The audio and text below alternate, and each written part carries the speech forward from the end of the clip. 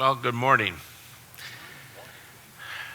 Red Skelton, if that name means anything to you, you old timers, a comedian of the past. He said something that describes how I'm feeling right now. He said, "Late to bed and early to rise makes me sleepier than most other guys." I'm not a morning person. I can't see most of you, but that's okay. That's okay. When y'all are sleeping, 2 o'clock in the morning, I do my best work. Okay, I'm down here on the floor because I'm doing a lecture that I got a feeling many of you have seen several times because it's a staple of this conference. How many of you have seen my timeline lecture on the resurrection? Okay. How many of you have seen it more than once? Okay. We should start going around the room and say, I've seen it 14 times. I've given it over 2,000 times. So I have to put up with it again. But I'll tell you something. I never fail to get excited about this lecture, no matter how many times I do it, because it concerns the greatest event in the world. And every time I do it, I marvel at how well evidenced Christianity is. See, many, many years ago, look at my watch this time, I didn't do it yesterday. I went through 10 years of doubt. A lot of you know my story. And I'm one of these guys who got into apologetics because I had questions. And I needed to solve my own questions. And I felt like I was slipping from the faith. I was raised in a German Baptist church. And I just thought we couldn't ground Christianity. And people were coming to me and saying, well, look at this argument, and look at that argument, and you should study creation, and you should look at archaeology, and you should look at reliability of the New Testament, and what about this, and what about that? And I would just get into each topic, it seemed like just a little bit. I'd say, yeah, this can't hold the weight of my faith. And yeah, that's cool, but that one really can't do it either, and so on. And one day it occurred to me, I didn't know too many of the people writing in this field, and I made a discovery that many, many, many Christians have made down through the centuries. Namely, that if the resurrection was what it was cooked up to be, it could bear the weight of our faith. In fact, Richard Swinburne, along with Alvin Plantinga, probably the two most influential philosophers in the world, calls the resurrection a super miracle. A super miracle. There's nothing like it in the world religions. And I had studied the world religions because I thought I was going off the deep end. In fact, I told my mother one time, she checked with me and I wasn't living home, and I think I'd finished my grad studies at that time. And she said, how are you coming with your questions? And I said, I think I'm a few months from becoming a Buddhist. I told her that. She was really impressed. But as I studied some of the other religions and traditions, one thing I realized is virtually no religion even has apologetics. And those that do don't have anything that would measure up seriously to maybe our 10 best evidences. Christianity is alone in the wealth of information we have. And at the top of that list is the resurrection of Jesus. And I hope you'll see why. But today, the resurrection is more respected probably than it's ever been before. I'm the guy that reads the sources and does a head count. I've got a document, actually 2 documents on my computer that measure almost 800 pages, and it's where contemporary scholarship is today on 140 sub-issues related to the death, burial, and resurrection of Jesus. 140 major questions. And I don't comment on it. This isn't a book. All I do is line scholars up where they are. What kind of spectrum of belief is there on each of these questions? And it's 800 pages long, just giving you a who's who. And from that, I realized that the majority of scholars today, more than not, believe that something actually happened to Jesus. Now, to me, the watershed and how you define this is this. You're on the conservative side to varying degrees. I tell my students, there's a lot of difference between B- conservatives and A+ conservatives. I mean, there's a wide range of views. And on the quote-unquote liberal side, there's a lot of difference between a C- and an F. Notice what side of the spectrum I'm giving them. But here's the watershed issue. Whenever what happened, do you believe it happened to Jesus, or do you believe it happened to the disciples only? If it happened to the disciples only, i.e., they had a transforming psychological experience, we all have that in church once in a while, you're on the liberal side of the spectrum. If you think all that happened to the disciples. On the other side is something happened to Jesus. The Jesus who was dead just a short time before, something happened to him. That's kind of a watershed event. What do you do with these experiences that the disciples had? Now, how do we get there? How do we find this out? I told you I would start with the story today, if I remembered it. Told you one about my son last night, the joke that the students told. What does the weather have to do with the resurrection? And my son, we were at the dinner table one night, and he had been asked by a Sunday school teacher, I guess it was Easter season. He was only about 8 years old at the time. And he said, "Dad, how do we know that Jesus is raised from the dead?" And I thought to myself, I wonder if he even has an idea of how much, that this is the area I work most in, but this is the assignment they had in Sunday school class. How do we know that Jesus was raised from the dead? Well, you know how it is when you're eating. A number of people sitting there. We had 4 children, so 6 of us at the table, and we get talking, and I said, "Rob, how do we know George Washington is first president of the United States?" He said, "No, come on, Dad. How do we know Jesus was raised from the dead?" And I said, "Come on, Rob. How do we know that George Washington is first president of the United States?" He wasn't sure where I was going, but he decided to answer the question, and he said, "I don't know. I guess we've got to read books." I said, "All right. What kind of books?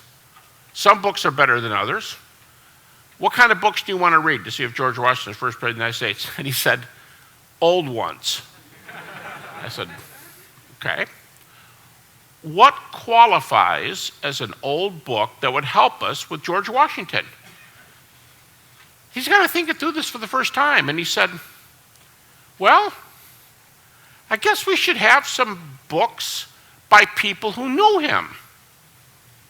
Okay, that's good, Rob. I mean, that's a really good start. Books by people who walked and talked with George Washington.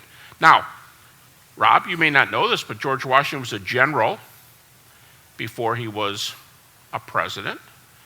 And he fought in some famous wars, and he did some famous government work and put some famous documents together. And how do we handle that?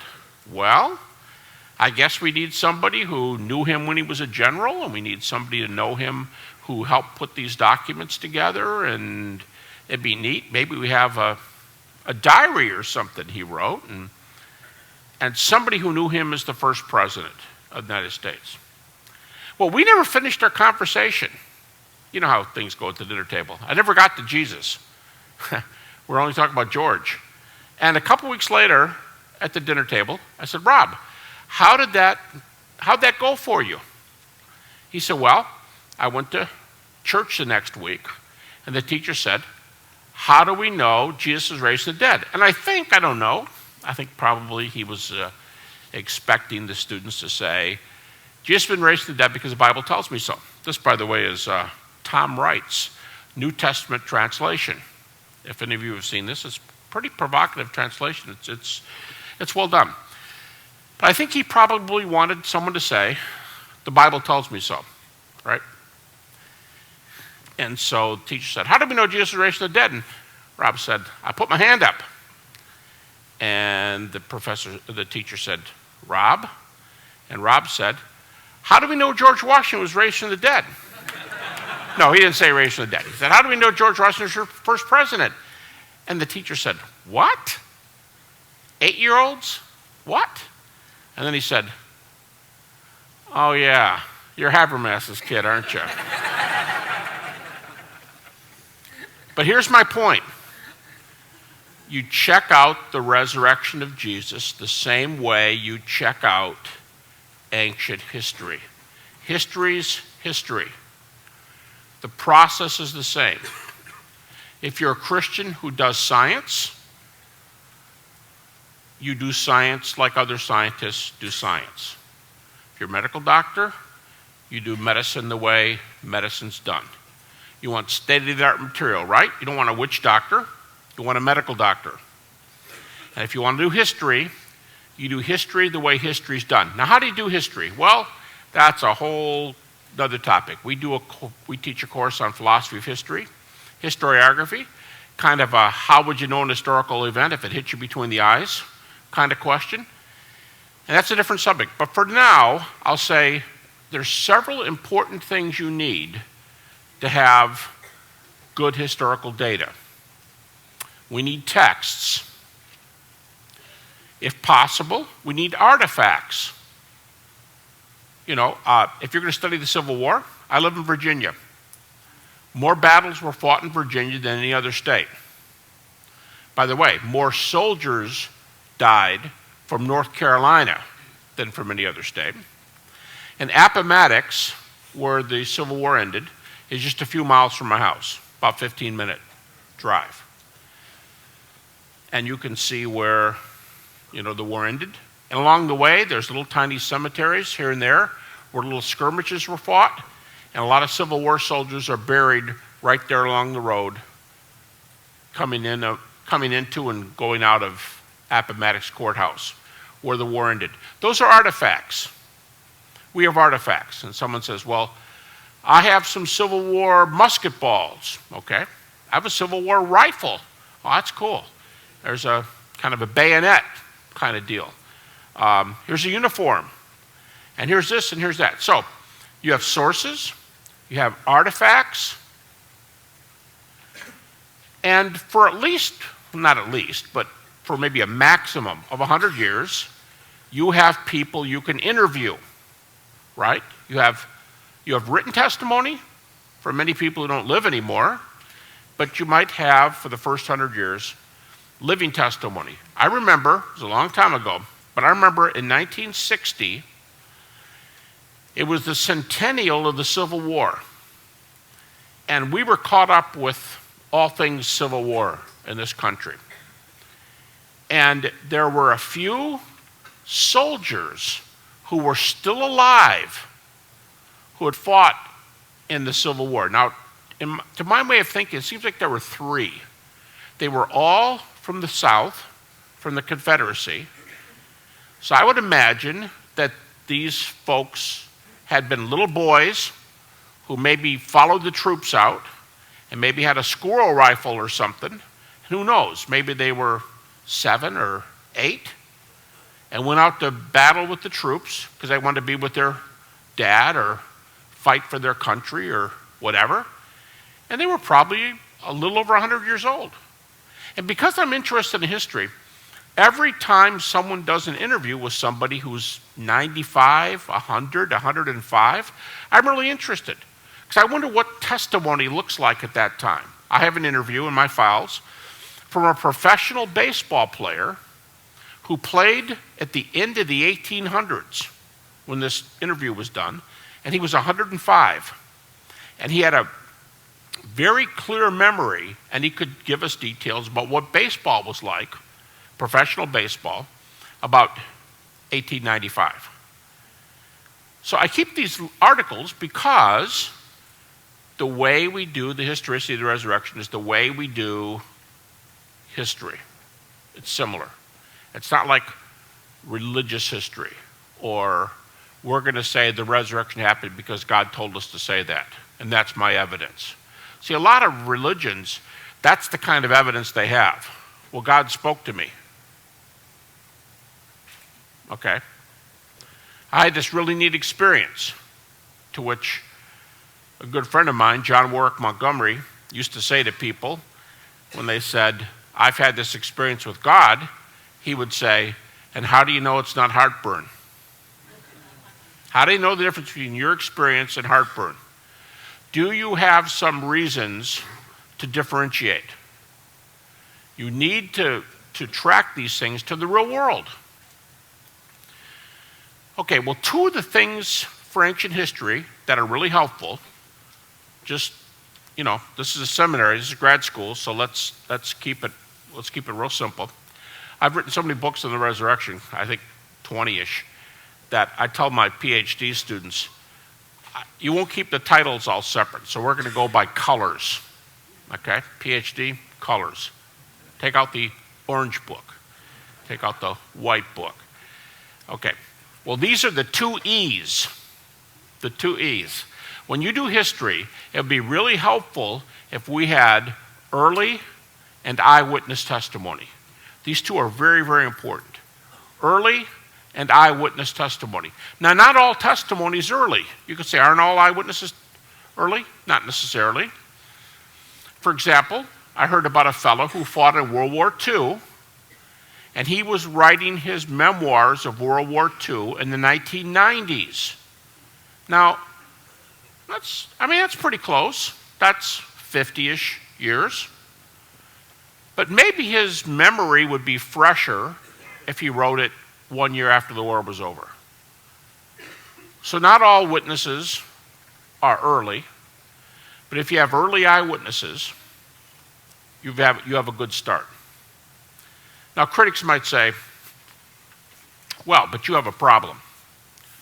Y'all are using the New Testament, aren't you? And critic might say, I'm not a Christian, so I'm not inclined to allow your source. At least not the way you use it. See, I might use Homer, the Iliad, or the Odyssey, but I'm not going to use it the way Homer used it. I don't think everything in the Iliad or the Odyssey is true. But if I'm doing a book on ancient Greek thought, I do want to know what Homer says. Tom Wright says that for ancient Greeks, think about this, for ancient Greeks, these works were such classics. He said Homer was their Old Testament and Plato was their New Testament. It's a different way to think about things. All right, so how would I look at their source, their Old Testament, Homer? Well, I'm going to be really, really critical. But I think that Homer gets some things right. He's going to say some things that are historically correct. And critics look at the New Testament like that. Inspired? No way. Especially if they're an atheist. No. But are some things that are the New Testament reports are true? Yeah. Well, how do we do it?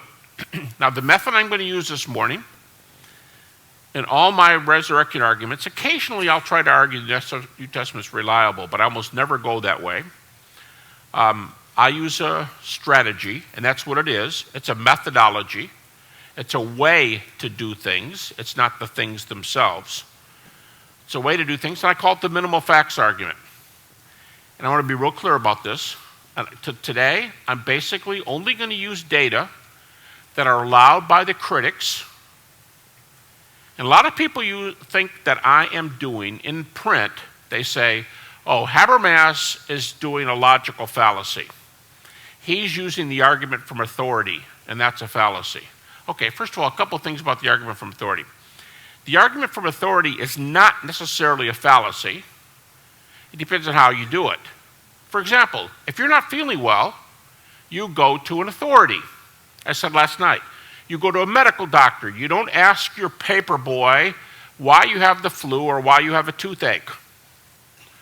You go to an authority. So in a way, going to an authority is what you want to do.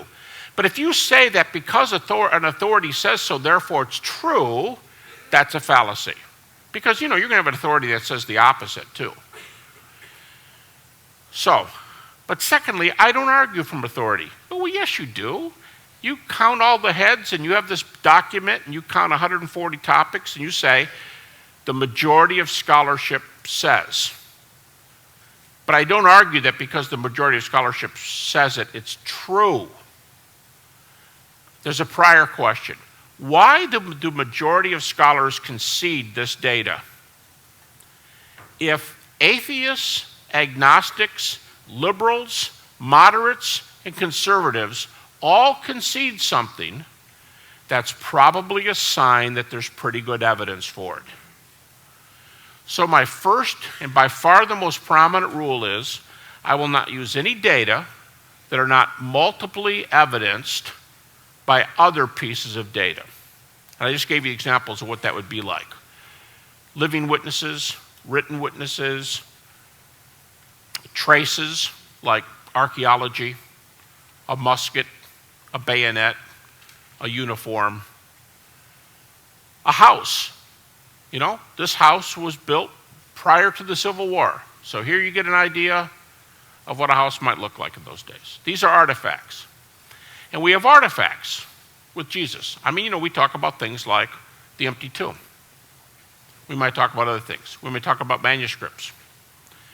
So you put all these together, and what do you come up with? So I'm only going to use data today, which are evidenced so widely that the vast majority of scholarship is going to allow them. Now, this is way more of an introduction than I usually give.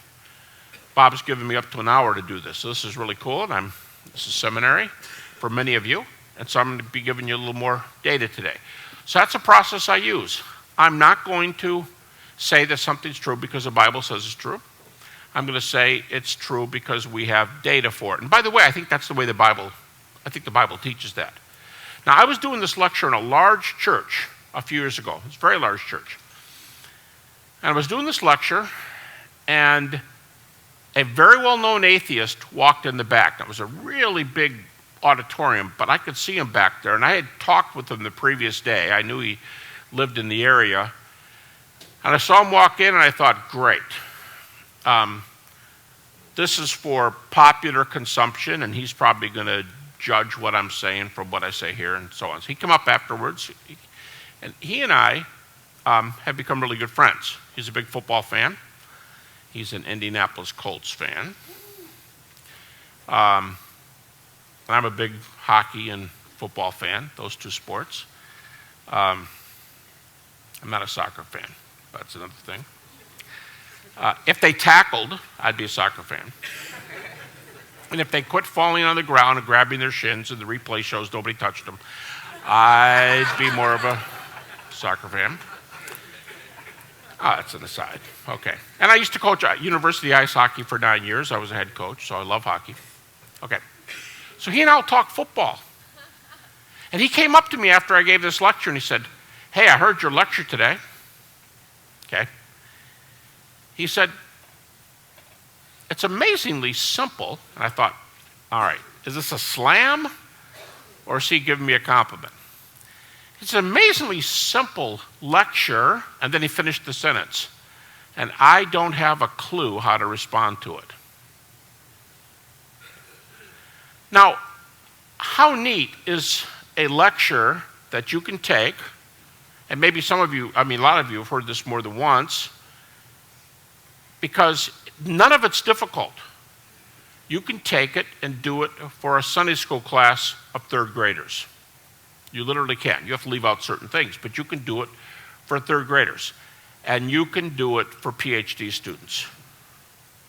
In fact, I've given this lecture at both Oxford and Cambridge and Edinburgh. And it's a very sophisticated lecture, but it's very simple. Okay, what I'm going to start doing today is I'm going to mark off a timeline up here. We're going to do history the way we do history. And I'm going to ask, what kind of data do we have for the resurrection of Jesus? And at the beginning, at least, I'll do a little bit of comparisons to what kind of data we have for other religious or historical events from this time, and I'm only going to be able to do that briefly. That's why I'm down here on the floor, so I can walk the whole time. I've got a PowerPoint for this, but I better be careful. I don't use it. I was doing this in Oxford, and a British guy said to me, "You don't need a PowerPoint. You're a human PowerPoint." So that's what I'm going to do, Dan. Human PowerPoint. This is ground zero. This is the death of Jesus. That's creation. That's 2014. This is ground zero. I say ground zero because scholars aren't unanimously agreed about what year it was when Jesus died. Most popular year, 30 AD. And for those who don't say 30 AD, the next most popular one is not 31. The next most popular year is 33. Okay, so this is ground zero.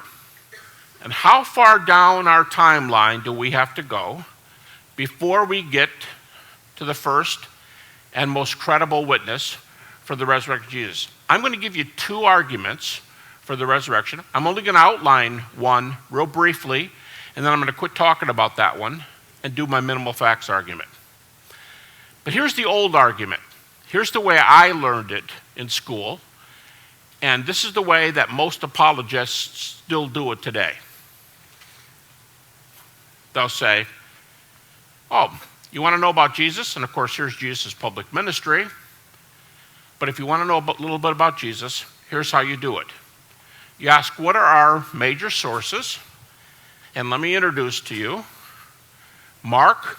Now, I'm going to use critics' dates. They're not that much different than evangelicals. Some evangelicals use the same dates. But you might think, oh, it's a little bit later than when we were taught in New Testament intro.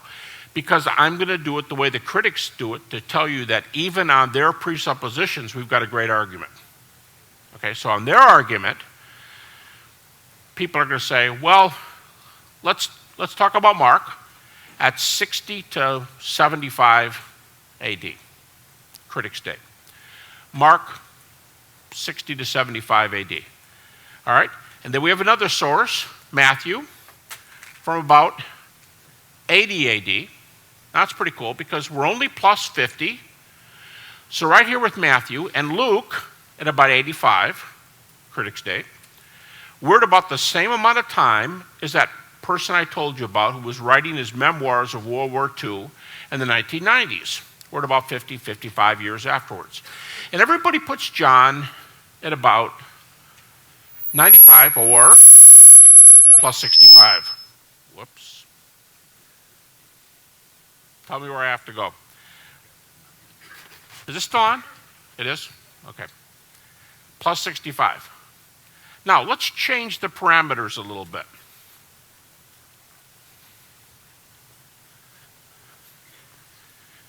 This is the death of Alexander the Great. We know a lot about Alexander, right? Debated an atheist here a couple years ago for the Greerherd lectureship, and we respond, different people respond to each other. And I asked one of the atheists, do we know a lot about Alexander the Great? And he said, yeah, we do. Know a lot about Alexander. But he had just gotten done saying, the Gospels are so late after the ministry of Jesus. So late, at a maximum of 65 years, and we allow people who do their memoirs of World War II at plus 55, plus 60? That's late? Yeah, well, there's miracles in it too. It's a religious book. All right, let's think about that. But let's think about Alexander. What's our earliest large, detailed work for Alexander? And using a timeline very much like Jesus's, this is Alexander.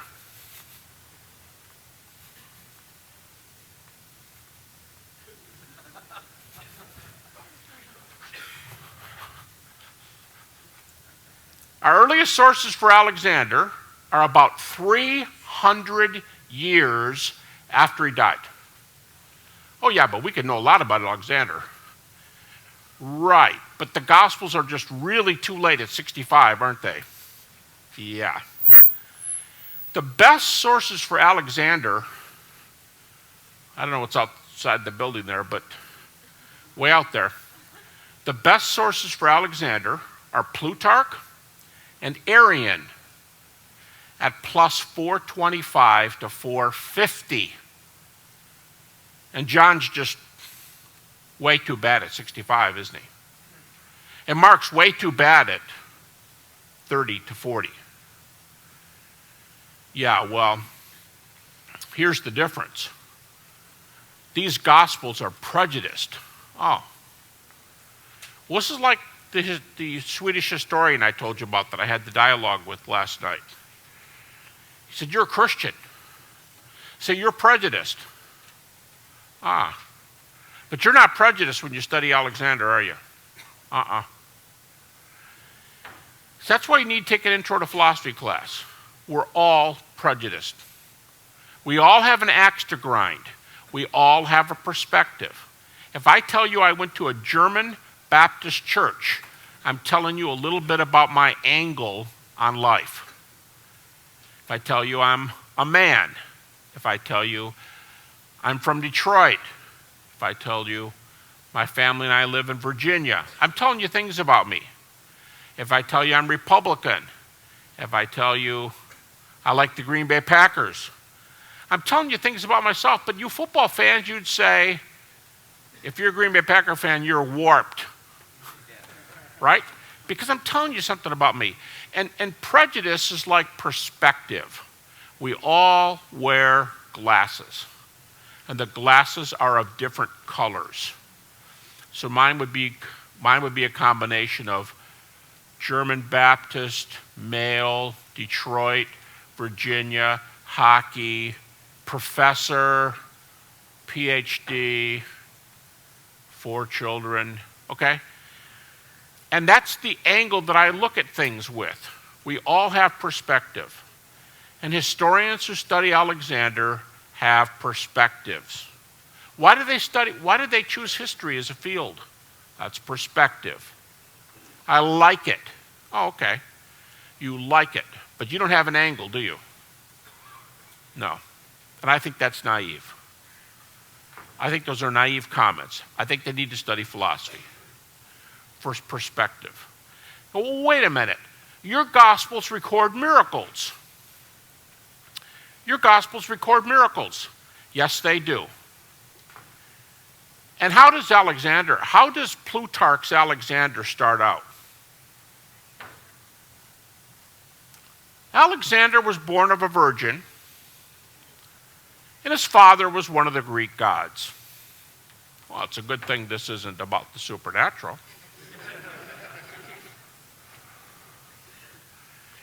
Now, this might bother you. You might say, it says his mother was a virgin? Well, Suetonius tells us that Caesar Augustus' mother was a virgin. Oh, you say, I get the idea this might be kind of common in the ancient world. Did Christians copy off that?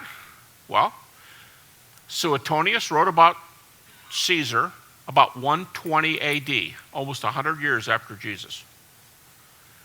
And the one who said Alexander was born of a virgin mother is Plutarch at about 400 to about 450 years after Alexander. He also wrote about 120 AD. They're post-Christian. But anyway, my point. Yeah, but you guys believe in miracles. So do they. Yeah, but as the Swedish historian told me, I don't believe in those things. I just read them. Okay. But what if what we talked about last night is true? And Craig Keener's right?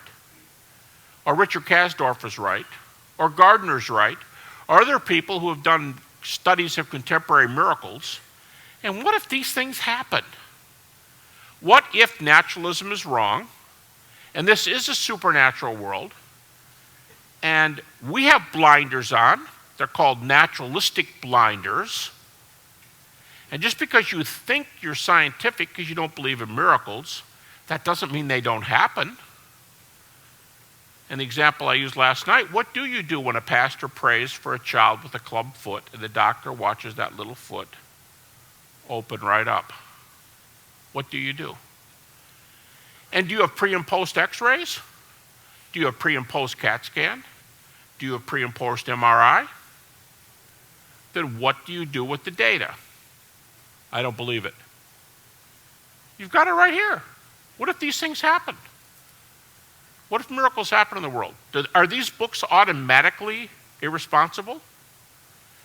All right, I'll let that one sit.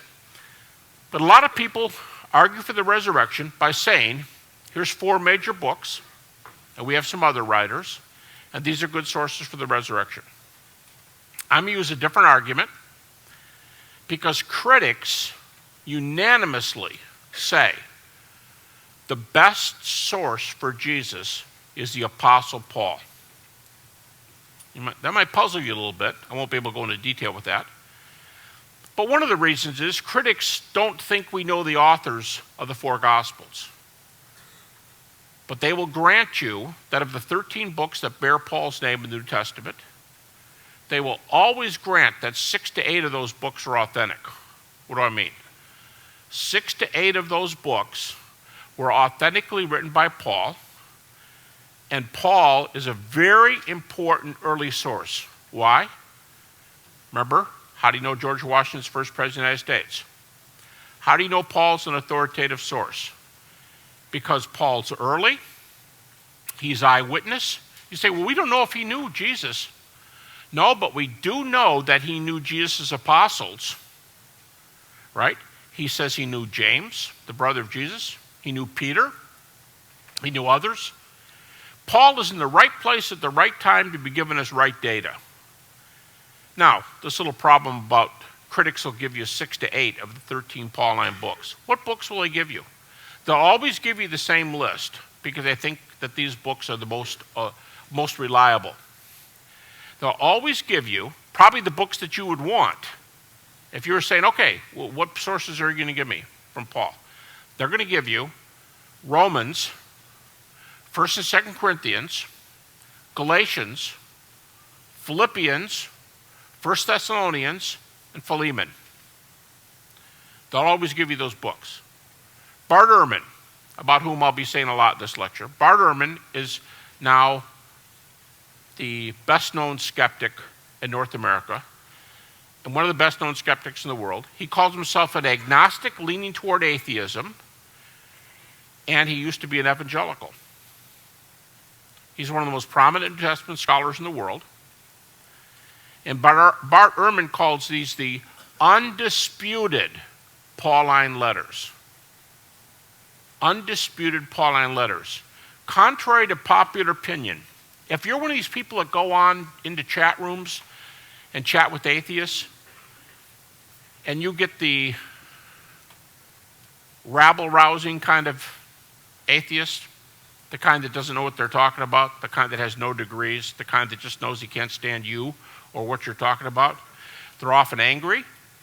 Okay, footnote. Often angry. Do you know that in a recent psychological study, one of the largest people groups exhibiting anger toward God is atheists? Now let's think about this. They exhibit anger toward the God they don't believe in. 19% of atheists in this one survey, 19% of atheists are angry about God. They have a chip on their shoulders.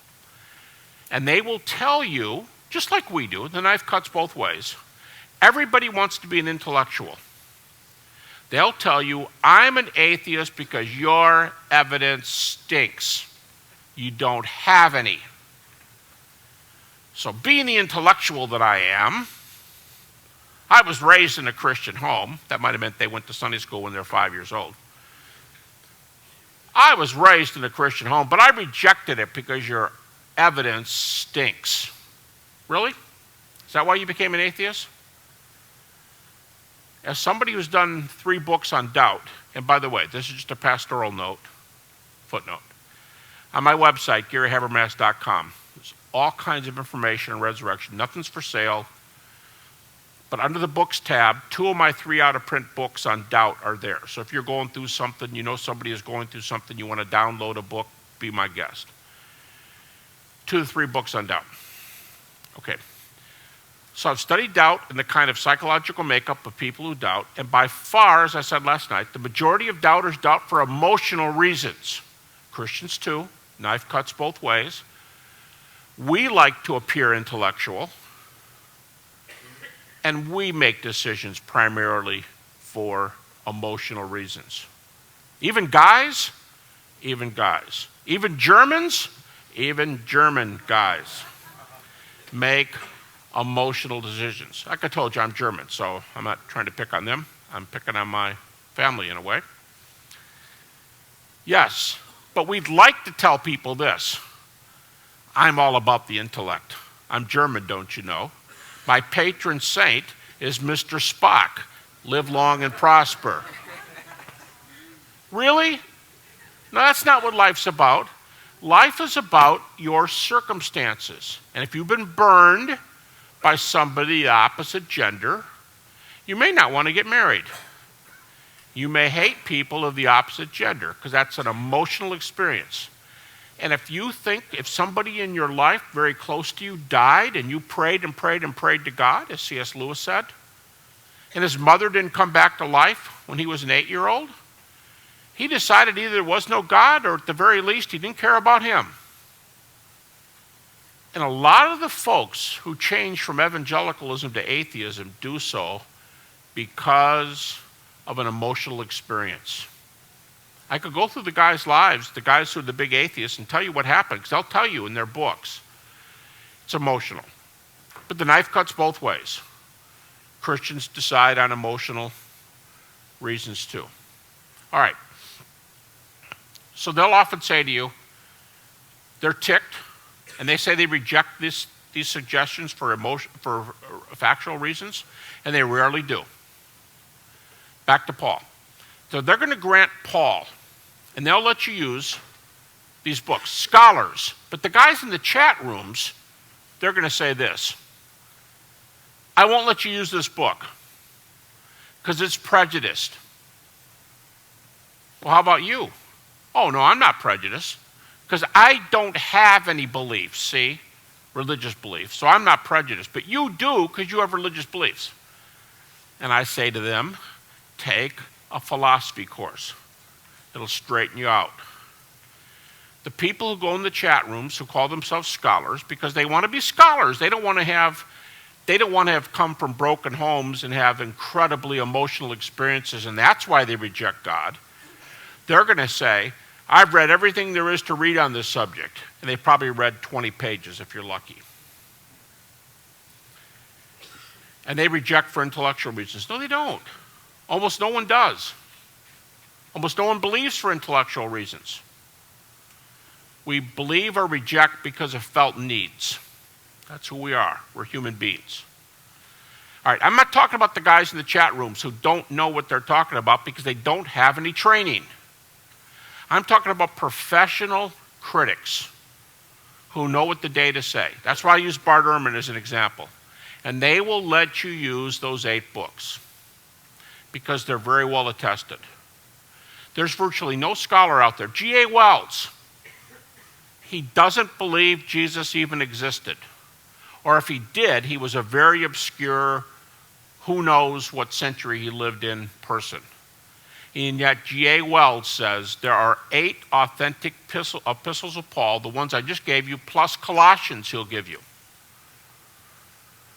All right, so my second argument, I'm going to use the Pauline books they give me, the scholars. I don't care about what the rabble says, just like when I'm teaching my classes. I don't let people without degrees and who haven't studied this in any detail get up and teach the class.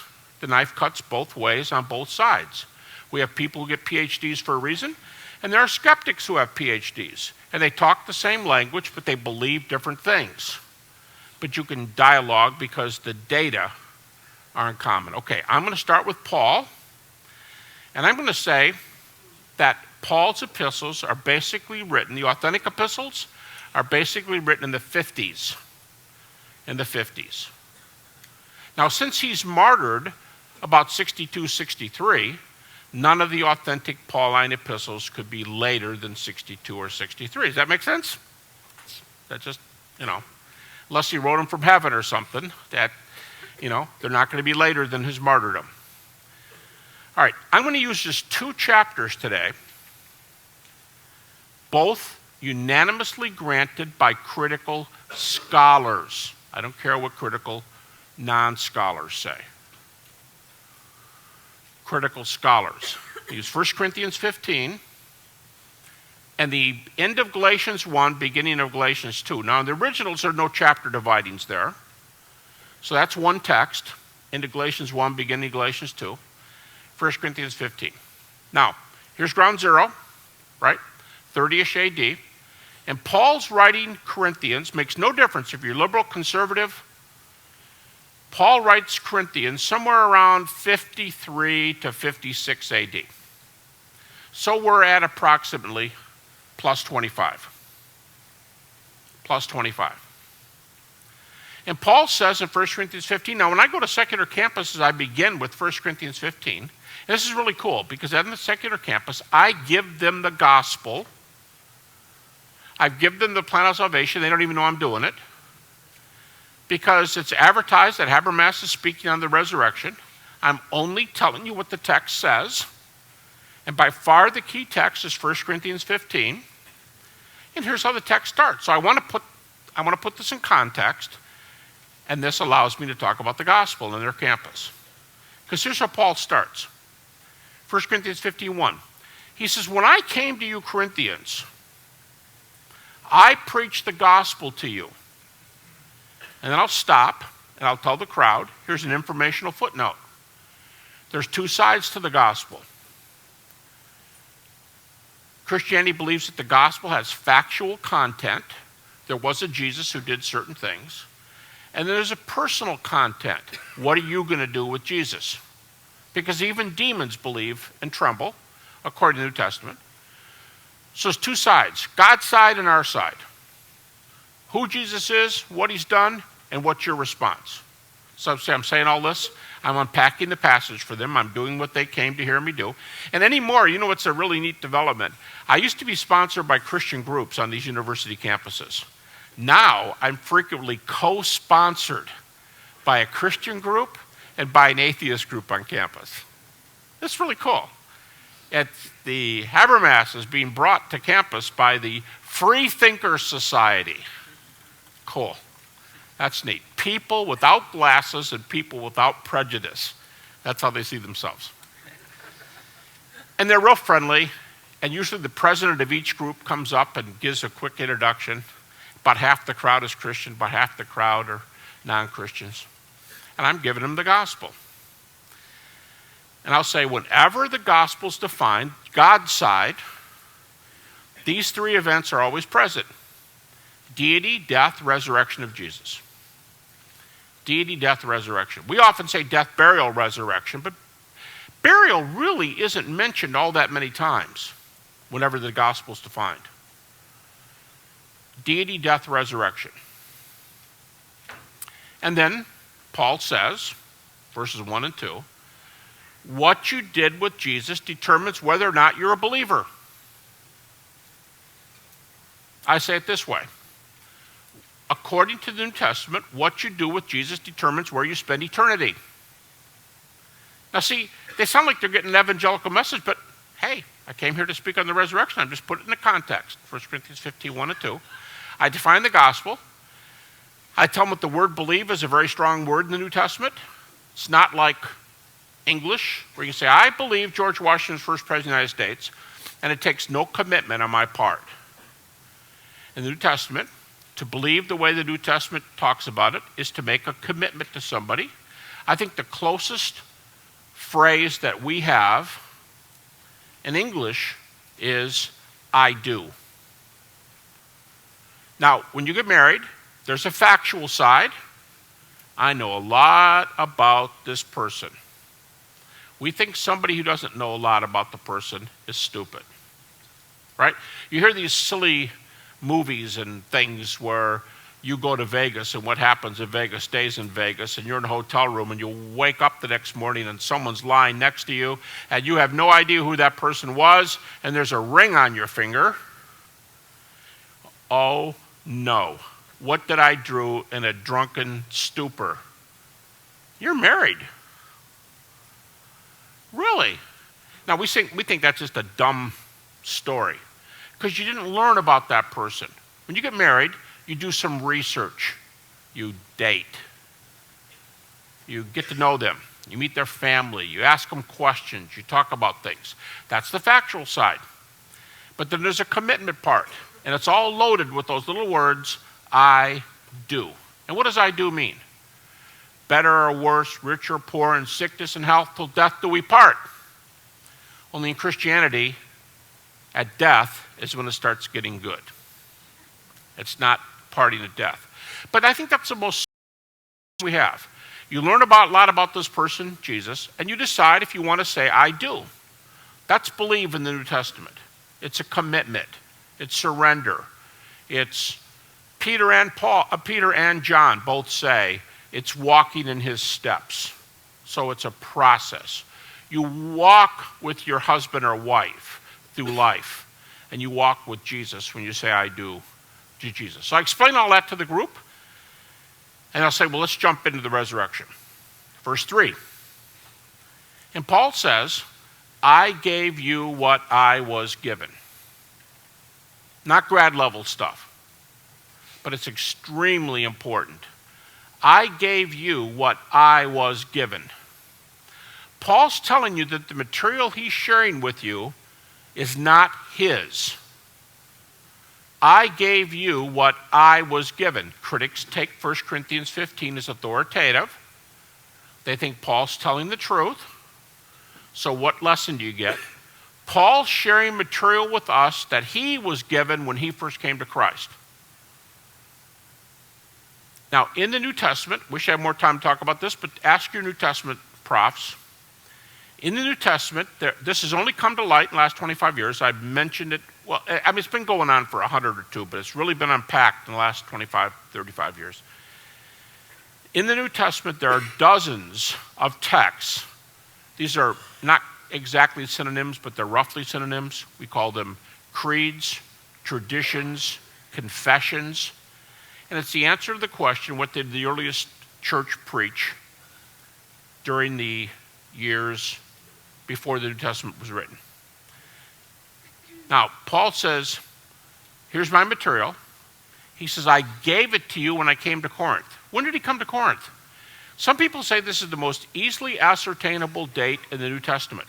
He comes to Corinth about 51 AD. He's writing it about 55. He came to Corinth about 51.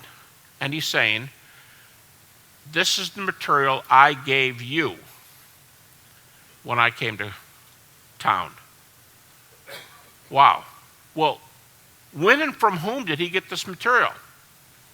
Well, I'm going to only be able to give you the conclusion today, not all the reasons, but most critics, in fact, Richard Bauckham says it is the consensus New Testament position today. He's a Cambridge professor.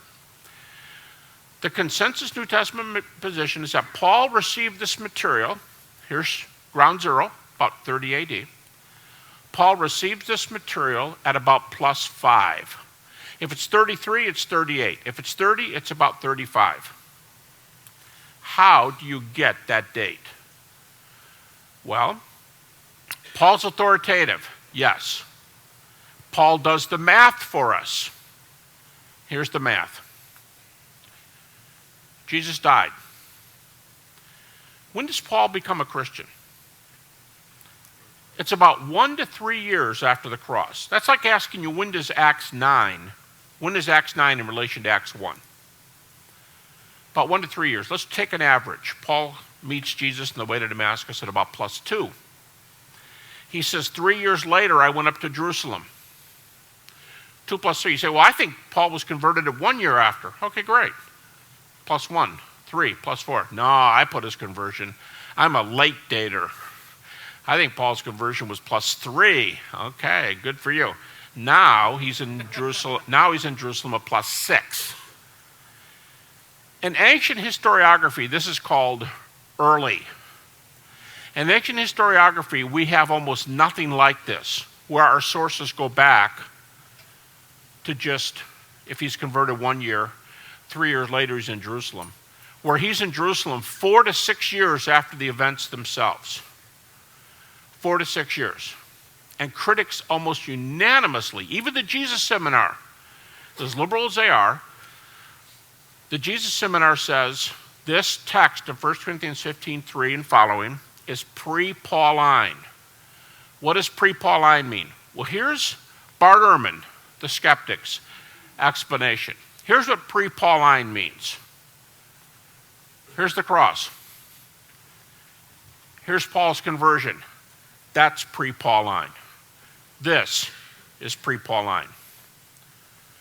So if Paul gets this from somebody else here, how old is this material? In here, in this little slot, because it's pre-Pauline. I gave you what I was given. This is not my material. And what's so good about Paul? Paul was in the right time, right place with the right people, knew the eyewitnesses, and he tells us their testimony. When he went to Jerusalem the first time, he's with Peter and James. He said, I spent 15 days with them. Wouldn't you like to have been there in that meeting? 15 days. Then as our Galatians 2 starts, Paul says, 14 years later, I went back up to Jerusalem to make sure that the gospel I was preaching was the same as the gospel they were preaching. And who's there now? Peter's still there. James, the brother of Jesus, is still there. And John is there. You know why this is important? The big four are all together. Nobody in the early church was more influential than James, the brother of Jesus, not the son of Zebedee. He's dead, right? He's martyred in Acts 12. James, the brother of Jesus, Paul, and 2 of the 12, Peter and John. The four most influential people in Christianity next to Jesus himself. Paul's with all of them right here. You say, well, Barnabas was there too. Titus was there, yeah. But this is a conference. And some of you people have driven a lot of miles to come to this conference. If Peter, Paul, and Mary, no, Mary was probably there. Peter, Paul, James, and John are there, and you've driven a whole lot of miles to come and hear this apostolic conference called Defend the Faith with Peter, Paul, James, and John? Yeah, Barnabas was there, and Titus was there, and they're teaching the breakout sessions. These guys are the main speakers. Why? Because they're in the right place at the right time. They're the people we want to have when you ask, how do you know George Washington's first president of the United States? These are the guys you want. You want to interview Thomas Jefferson. You want to interview John Adams. You want to interview James Madison, right?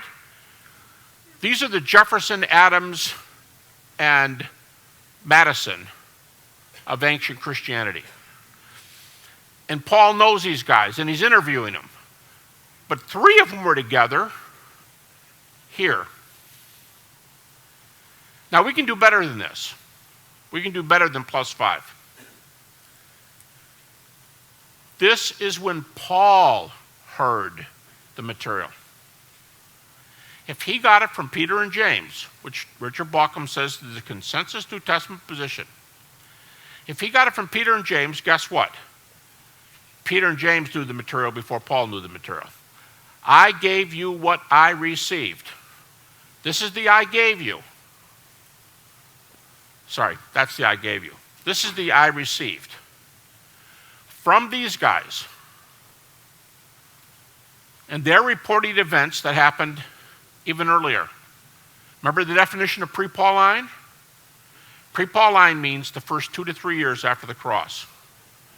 And the Jesus Seminar, as skeptical as they are, rejecting, depending on how you do the colors, rejecting 80 to 90% of the so-called red letter words of Jesus. They're that skeptical. And yet, they say this is pre-Pauline. They're going to tell you it's pre-Pauline. Is that early? You bet you. That's incredibly early. But Bart Ehrman says we can do better than this.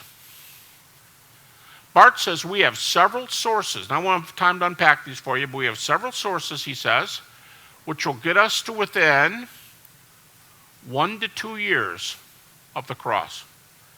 He says the earliest source material we have for the gospel message, deity, death, resurrection of Jesus, the earliest material is 1 to 2 years after the cross. The gospel argument's fine because this fits historiography. Paul is great at plus 25. But we can get back to where Paul got this, who he got it from, in the events themselves. We have reports from 1 to 2 years later. And the critic says, yeah, but it's a miracle. Well, have you read Craig Keener? 1,100 pages of contemporary miracles ascertained by pre and post MRIs, X-rays, and CAT scans? Maybe we're naive for not believing in miracles. Maybe we better change our worldview. Maybe our glasses are getting in the way of reality. And things really do happen. Are there near-death experiences? Well evidenced? What's that tell us? There's another world. Wow. Then you mean these guys aren't naive? Apparently not. Wow. This is thought-provoking because we have data that go all the way back here. How do you know George Washington's first president of the United States? You want this kind of data. How do you know Jesus was raised from the dead? We have Paul, who got it from Peter, James, and John. Let me end with the pastoral thought, and I'm done. As time goes on, I'm very, very interested in saying things that I hope will meet people's needs pastorally. The resurrection just isn't, hardcore data. Nothing, what was that, Dragnet? They used to say nothing but the facts, ma'am? Is that Dragnet? We act like we do the same thing the atheists do. I want nothing but the facts. Just give me hardcore stuff. Well, that's not true. Christians want data, but we want something that we can live. We want something we can use to make a person's difference in a person's life. And nothing makes more difference than the resurrection. Paul says, 1 Corinthians 15:58, he says, first of all, he says, be steadfast. If Christ happened, our faith is firm. Second, he says, your labor in the Lord is not in vain. Next verse, I ask people, how do you know Paul was a Baptist? Next verse, he's taken up an offering for poor saints. 16:1, he's taken up an offering. But see, here's how his argument works. Jesus has been raised. What are you doing about it? We've got some poor people. Get your wallets out. That's how it works. Jesus has been raised from the dead. That means Christianity is true. That means we have responsibility to other people. Witnessing, meeting their needs. Christianity is practical. So steadfast. Your labor in the Lord is not in vain. And the third thing, back up a couple verses, 1 Corinthians 15.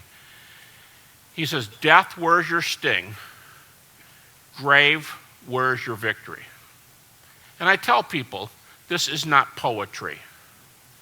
This is not what Paul's saying. Oh, death, where's your sting? Oh, grave, where's your victory? Read the commentaries. Paul is trash talking. Paul's trash talking. Why don't mothers let their boys trash talk? Because trash talking is all about me, right? Me. Paul wasn't talking about himself. He was bragging about the Lord. And he's going off on the devil. And this is the best practical benefit of all in the resurrection. Basically, Paul is taunting death. Paul is taunting Satan. Here's what he's saying. Satan, you got something on me? You've got nothing. You've got, what? Yeah, I know. You can hurt me. I know that. Haven't you seen my list of suffering? You can hurt me. You're the God of this world. I understand that. But you're going down. You're going down. You couldn't keep my Lord in his grave. Loser. Where's your sting? Where's your victory? Because of Jesus Christ, I'm going to be with him forever someday. That is the practical import of the resurrection. Some of you know my testimony. My wife died. I'm remarried, but my wife died in 1995 of stomach cancer, mother of my children. And I buried my best friend in the world. I did not know when I started my resurrection research that it was going to have that kind of practical implication for me. Because Paul says if Christ hasn't died, if Christ wasn't raised, our loved ones have died in vain. But it's because of the resurrection. As one card someone sent me after the funeral, it said, think about the day when you go to heaven and you'll be able to walk hand in hand with your wife.